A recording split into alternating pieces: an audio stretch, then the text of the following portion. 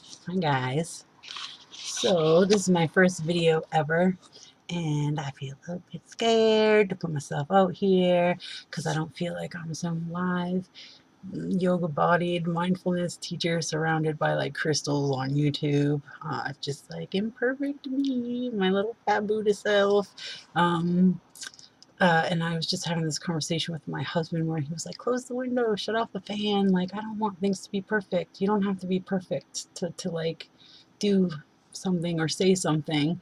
So I'm just going to be scared and be here in my imperfection and welcome you here in your imperfection as well. The reason why I wanted to make this video, I had a conversation the other day with one of my friends, and they pretty much verbatim repeated the same things that people who are involved with meditation and mindfulness hear over and over and over again. And I wanted to talk about the ways in which they are bullshit. And if you've ever had any like interest in mindfulness or meditation and you gave up because of these things, I want to like encourage you to not give up and try again. These practices have changed the entire course of my life. They've changed who I am as a person, and I want to share them so desperately with you. And so, what I'm going to talk about here. So I'm doing this online course with a really great coach named Kane Ramsey. The reason I'm doing it is that next year I'm going to start mindfulness meditation teacher training and become certified through a program that Jack Cornfield and Tara Brock are doing, who are who are amazing teachers. And certification comes from the Greater Good Science Center at UC Berkeley, and I feel like those are really great credentials to have. Um, but the practices that I've sort of learned about and practice I've learned through Buddhism, which if you know me, you know I identify as a Buddhist. Uh, but I want to start learning how to talk about these things in a more secular and universal way. Um, I love Buddhism, but I don't think that people necessarily need Buddhism. I just don't think that.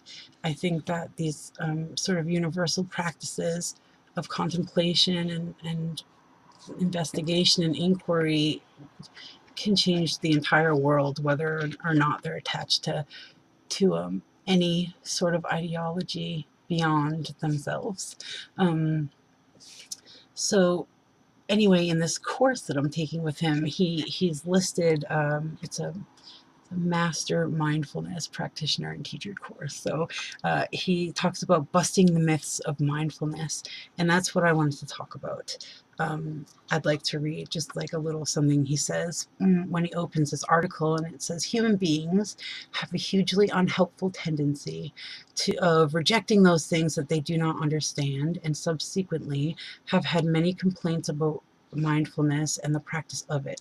For the most part, these claims are commonly based on misunderstandings of what mindfulness is and isn't about. So I'm just gonna, read down this list here and sort of put my own spin on what I think that he's talking about and what has been my experience in all of this. So the first one is mindfulness is not the same as positive thinking. And it's totally not. It's when we practice mindfulness, we're practicing being with all mind states that we experience, whether they're pleasant or unpleasant or completely neutral and boring and we think is like somehow inconsequential. Mindfulness is being with all of these things. It has absolutely nothing to do with turning on some switch and thinking positively and thinking that that's gonna like sort of change your life. And I also understand that if you know me, I am almost like addicted to practicing gratitude, and it causes a lot of positive thinking, and maybe that can sometimes seem mixed up with like if I talk about mindfulness, but they're not the same things at all. So you can throw that shit right out the window, right?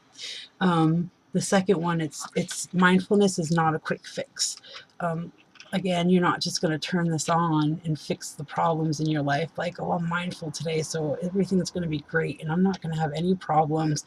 And if I practice this for the weekend, on Monday, my whole life is going to be different. And No, that's not going to happen at all.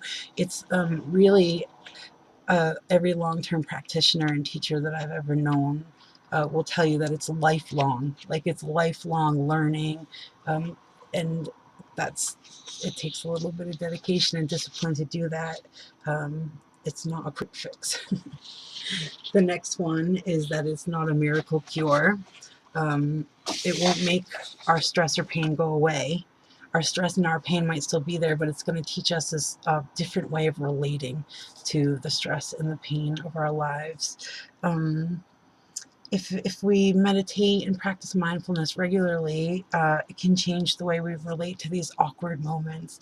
Our typical reaction might be to avoid any unpleasant feelings, and we do that in so many ways, so many coping mechanisms.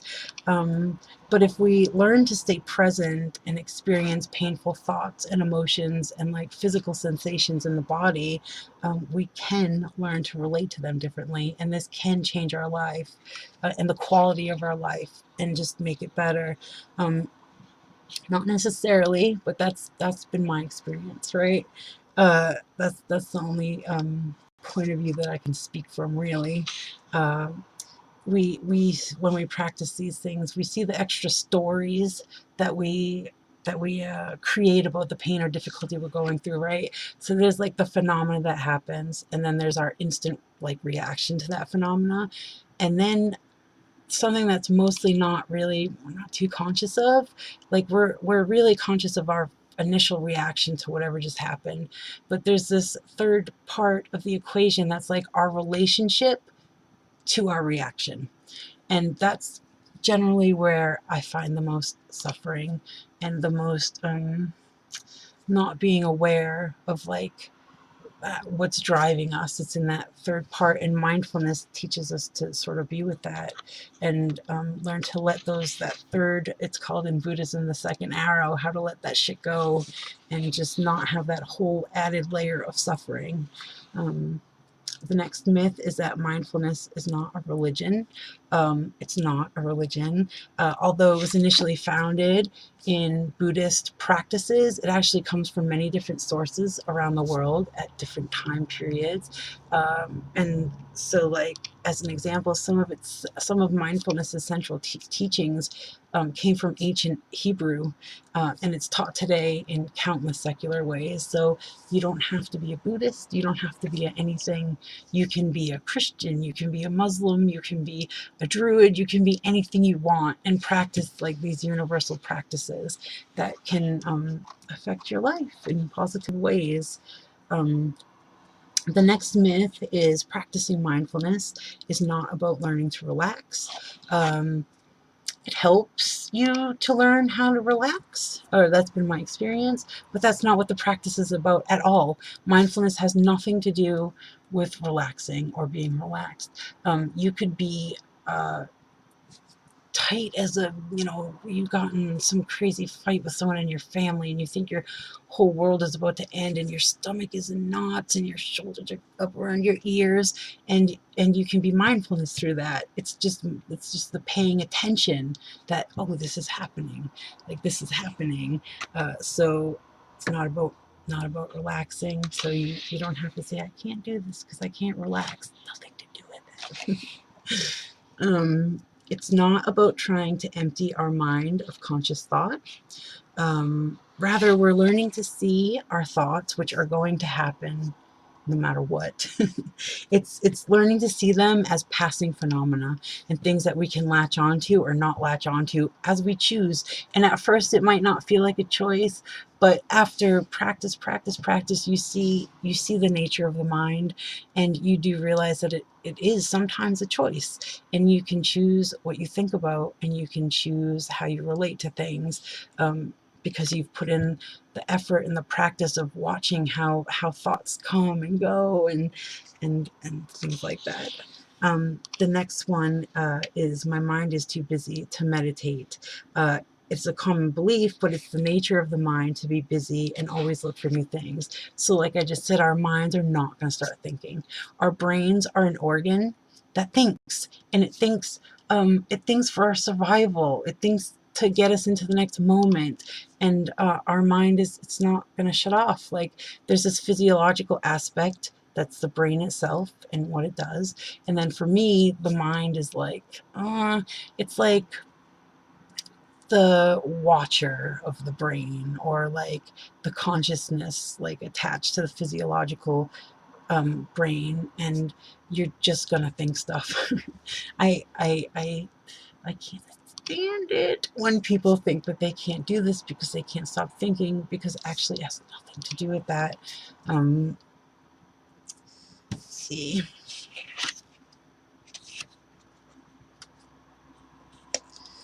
So when we're practicing that mindfulness and we're just kind of watching the patterns of our thoughts, we do something called anchoring. And so we choose an anchor, and basically you go back to your anchor over and over again. So you don't need an ability to just have an empty mind that's free from thought. You just have to have a willingness to learn and start over again, because that's what you're going to do over and over and over again. It's like you're going to be concentrated on your anchor the best that you can, and you're going to realize that your mind took a walk, and it's like you're just thinking of other things. You're not on your anchor. You're thinking about what to cook for dinner tonight, or what you want to do tomorrow, or an argument you got in 3 days ago, or an argument you got in 15 years ago. Like, your mind is just going to take off, because that's what it does. And at the beginning of practice, we call this monkey mind in Buddhism. It's like a monkey swinging from branch to branch, just all crazy, doesn't stop, thoughts, thoughts, thoughts. But you come to see that after you spend some time in your practice, that lessens. And unless you're like a monk who's up on a mountain in the Himalayas, like, you're probably not going to have the time in your life to have this completely free from a thought mind, or unless you have sort of like the privilege to go on retreat after retreat and practice like Buddhist jhanas and like things like that, you're not going to ever have a mind that's free from thoughts. And that's actually included in this practice. So we can throw that shit right out the window. You can do this. Let's see. The next one says, when we talk about living in the moment, we don't mean living without any regard to the future and its consequences. So it simply means paying attention to our experience in this moment. The past has already happened. Sorry about that. The past has already happened, and there's nothing you can do about it. And the future is actually determined by this moment right now. So the more that you can be in this moment, the more you're here to set up your own future. And instead of like living a life where everything's happening to you, like, you're choosing this future. You're choosing your next moment by understanding what's happening in the present moment, and learning how to more respond to that instead of just react out of habitual thinking and habitual action patterns and things like that. Um, the next myth, the benefits of mindfulness will be experienced if we practice regularly. So this is one of the first things I was ever told, and I'm still often told by when I hear teachers talk, and I'm literally surrounded by teachers and practitioners. It's much more effective to practice for 15 minutes a day than it is to not practice all week and then sit down on a Saturday and say, oh, I'm gonna meditate for 10 hours, or I'm going to be mindful all day. Like, you might get some insights from that, but that's not been my experience, nor the people who are around me who also share this like meditation world with me and have been practicing for a long time. Meditating doesn't just mean sitting or walking practice. So those are like the formal ways that we can meditate, doing sitting or walking meditation. But you don't have to be doing those things to be meditative or mindful. You can actually be meditative and mindful no matter what you're doing, who you're with, where you are. So there's not really an excuse that's very viable to me when oh, I can't meditate because I can't find the time in the day. Well, even if it's true that you can't find 15 minutes a day to do this, for whatever reason, you don't have to find those 15 minutes, because you can do these things while you're doing anything, while you're out on a date, while you're driving in the car, while you're at work, while you're in the shower, while you're going to the bathroom. No matter what you're doing, if you're being aware of your experience, you're essentially being mindful and meditative. So the next one, there's no right or wrong way of being mindful. And as I say that, I can see my own little like feelings about that coming up. There's no right or wrong way, but actually mindfulness and meditation is a deeply subjective experience, and it's not going to be the same for everyone. I think that a good meditation teacher will help you find ways in which it works for you. My own meditation teacher, his name is Chaz, and he's fucking amazing, and he's been working with me for 8 years. I can't think of a time where he has ever explicitly told me what to do or how to see something. Like, he's told me how to practice, like, you know, the technicalities of like how you do this practice or whatever, but he's never told me what to see. He knows me, and he knows that I love to learn, and so I think that he knows just how to like point in a direction and like make some subtle face that like something interesting might be over there, and he lets me like go explore these things on my own and come to my own conclusions, and then I'm in a sangha, so I have these people to talk about these things with, and I can find the wisest view by sort of talking to a lot of wise people and coming up with my own conclusion, which I think is pretty great, because I'm pretty rebellious about the being just told what you're supposed to think or what you're supposed to do. Um, so there's that. And let's see what else we have. Learning mindfulness is not a linear process. So, we often want things to be like step 1, step 2, step 3, step 4. Oh, this is like got our goal, right? That's not the way this is going to work at all. Often not often, like, yes, this is just what's going to happen. We have to learn the same lessons over and over and painstakingly over again. Just like same lessons over and over again until like one day we don't react that way. Like, sometimes our attention can feel really focused. Like I get into like these, 6-month long periods where I'm just like crazy about like the Dharma and meditation and practicing.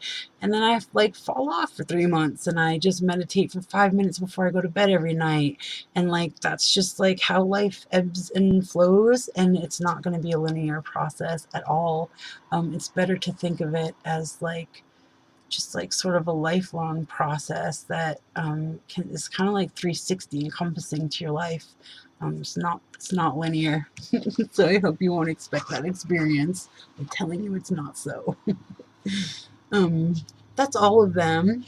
And he also writes, if we can expose these myths and beliefs about mindfulness, we can remove one barrier to being in our lives in a far more profound way.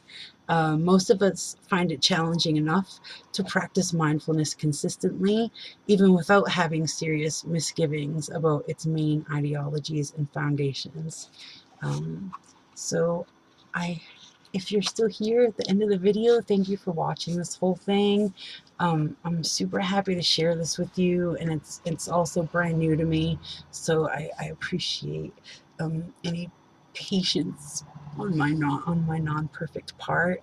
And if you have any questions or comments, please just ask away. I'm so happy to talk about this stuff, and I hope in the next video to just get people started who might be interested on how to start meditating, or how to initially start to like be mindful. I'll do like a guided meditation and teach you how to relax into it, and I want to talk about something a lot of meditation teachers say, and I rather don't like this, because if there's a newbie who's watching, they don't know what certain terms mean.